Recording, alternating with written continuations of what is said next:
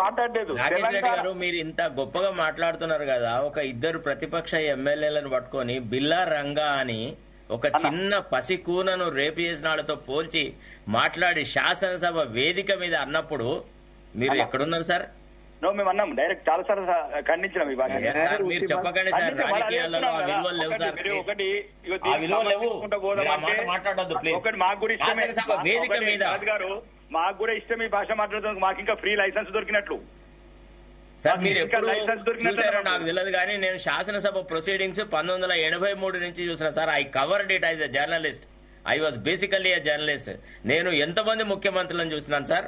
ఒకసారి నర్రా రాఘవరెడ్డి గారిని ఒక కాంగ్రెస్ సభ్యుడు కొద్దిగా తక్కువ భాషలో మాట్లాడితే చెన్నారెడ్డి ఇట్లా టేబుల్ మీద గుద్ది, నీకు బుద్ధి ఉందా, ఏం మాట్లాడాలో తెలియదా, శాసనసభ వేదిక అంటే ఎంత గౌరవప్రదమైంది, ప్రతిపక్ష నాయకులకు నేను గౌరవం ఇస్తుంటే నువ్వెవడివిరా, నిన్నగాక మొన్న ఎమ్మెల్యే అయ్యి నువ్వు ఇట్లా మాట్లాడతావని సారీ చెప్పినాడు Chennareddy. That is the culture of Congress. మీరు కేటీఆర్ భాషను సమర్థిస్తున్నారు. మీరు నేను ఎవరిని సమర్థించట్లేదు. ఇప్పుడు రాజకీయ పరిభాష ఎట్లా తయారైంది మాత్రం రాసి కానీ ఈ రోజు నువ్వు మాట్లాడే రెండు కూడా వాళ్ళకి మద్దతుగానే ఉన్నాయి. 2014 విషయంలో మాటల విషయంలో నువ్వు అడుగు, నువ్వు ఒకటి పెట్టుకో. రెండు కూడా నువ్వు తెలిసి మద్దతు చెప్తావు తెలియక నాకు తెలియదు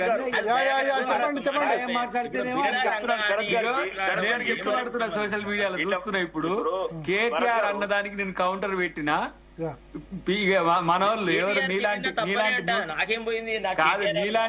నీలాంటి న్యూట్రలిస్టులు నువ్వు నీ టంగ్ లూజ్ చేసుకోకు, నువ్వెందుకు చేసుకో. కానీ ఇప్పుడు నాకు ఇప్పుడు వస్తుంటాయి అవి చూస్తున్నా నేను. కేటీఆర్ వల్ల చర్చలో కాదు, చర్చ చూసిన వాళ్ళు ఏం కామెంట్ చేస్తున్నారంటే శరత్ గారు టీఆర్ఎస్ సపోర్ట్ చేస్తున్నారంటారు, రాకేష్ రెడ్డికి ఏమో కామెంట్ చేశారు రెడ్డి ఫీలింగ్ వచ్చింది, రెడ్డి ఫీలింగ్ వచ్చింది అందుకే రేవంత్ రెడ్డి సపోర్ట్ చేస్తున్నారు.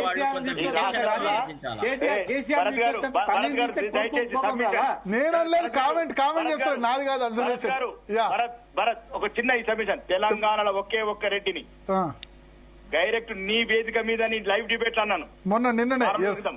30 ఏళ్ల దాకా రెడ్డిలకు, కమ్మోళ్లకు, ఎల్మోళ్లకు ముఖ్యమంత్రి పదవి చేద్దాను నేను ఒక్క రెడ్డిని.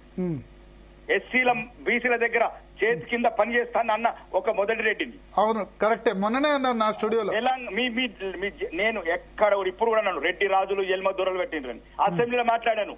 దళిత బిడ్డలుండే హాస్టళ్లలో ఈ దొరల పిల్లలు ఉంటారా, రెడ్డిల పిల్లలు ఉంటారా అడిగాను. ఒక తెలంగాణల పేదల గురించి దయచేసి ఇంకొకసారి కులం అంటగట్టగండి నాకు. ఇది కామెంట్ పెట్టారు అది చెప్తారు, నేను కాదు. సోషల్ మీడియాలో ఇటోళ్ళు అటోళ్ళు అంటారు కానీ భాష మరి దారుణంగా తయారవుతున్నది. భాషను తగ్గించుకుంటున్నాను. నీకు మంత్రి పదవి ఇవ్వకుండా పొద్దుతిరుగుడు పూలకు ఇచ్చినారు మంత్రి పదవులు, అది బాధాకరం. ఇక అదొక చూడు ప్రతిసారి అదొక పంచాయతీ. కానీ నేనేమంటున్నా శరత్ భాయ్, ఇక్కడ మాత్రం అదే సామాజిక వర్గం, అంతకంటే ఎక్కువ చదువుకున్న వాడివి, రాజకీయాల్లో కొన్ని విలువలు కాపాడిన వ్యక్తివి, పార్టీకి విధేయుడు, నీలో ఏం లోపం ఉందని, పొద్దుతిరుగుడు పూలకు ఏం గొప్పతనం ఉందని మంత్రి పదవులు ఇచ్చినారు. చూసినావా భరత్ భాయ్, ఇప్పుడు నువ్వు తీసుకొచ్చిన చేసినావు కానీ ఇప్పుడు నేను మొన్ననే ఆడియన్స్ పోల్ పెడితే అద్దంకి దయాకర్ గారికి నెంబర్ 1 వస్తుంది. బ్రహ్మానందం పాత్ర అని చెప్పినా కదా నీకు, అదొకటి. కానీ అయితే ఇప్పుడు శ్రీనివాస్ గౌడ్ గారైనా, శరత్ గారైనా, రాకేష్ భాయ్ అయినా ఇప్పుడు ఈ డెకోరం ను మించి అవగాహన ఉన్న వాళ్ళు కాబట్టి జరుగుతున్న వాటి మీద బియాండ్ ది పాలిటిక్స్ కూడా మాట్లాడతారు.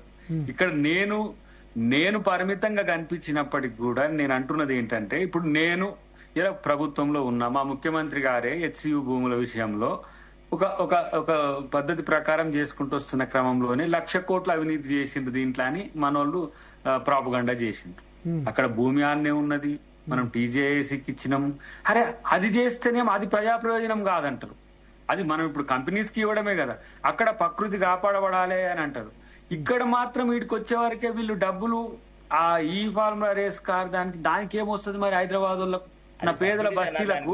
ఒక్క నిమిషమే అన్నా, నేను ఒక మాట మొన్న జిహెచ్ఎంసీ కౌన్సిల్లో నేను చెప్పిన, కౌన్సిల్లో కాదు బయట డిస్ట్రిక్ట్ మీటింగ్ లో చెప్పిన, అరే ఇప్పుడు రాజాసింగ్ అడుగుతున్నాడు, ఆయనకు భూమి లేదు అంటే, భూమి అంటే గోషమాల్లో ప్లేస్ లేదు, చార్మినార్ లో ప్లేస్ లేదు, ఇట్లా అంబర్పేటలో ప్లేస్ లేదు.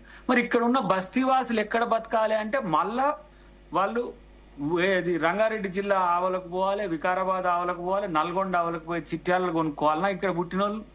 ఇప్పుడు ఇట్లాంటి దాని గురించి ఆలోచించి కేటీఆర్ ఒక పని చేస్తే మేము మాట్లాడితే మా తప్పు అవుతుండే. ఈ ఫార్ములా రేసు ఏం మనకు ఉపయోగపడ్డదంటే ఇప్పుడు సీనన్న ఇప్పుడు 1,00,000 కోట్లు మనకు వచ్చినాయని చెప్పింది, సరే వచ్చి ఉండొచ్చు కాక. ఇప్పుడు మేము అవి పెట్టకపోయినా ఇప్పుడు 1,79,000 కోట్లు వచ్చినాయి కాదంటలే. కానీ ఇక్కడ నేను అంటున్నది ఏంటంటే ప్రజాధనాన్ని ఇష్టం వచ్చినట్టు ఎవరు పడితే వాళ్ళు వినియోగించుకోవచ్చు. అంటే రేపు నేను చేసేటప్పుడు మా శరత్ అన్న అనొద్దు నన్ను, నువ్వు ఎందుకు చేసినావు ఇట్లా అని అనక నన్ను. ఇప్పుడు దీన్ని మ్యాండేట్ గా పెట్టి నేనేం చేస్తా అట్లా ఎట్లా అన్నాను అని శ్రీనివాస్ గౌడ్ గారు ఎలా జరిగింది అంటే ఫార్ములా వల్ల ఏమొచ్చింది అని క్వశ్చన్ చేస్తున్నారు. ఇప్పుడు సరే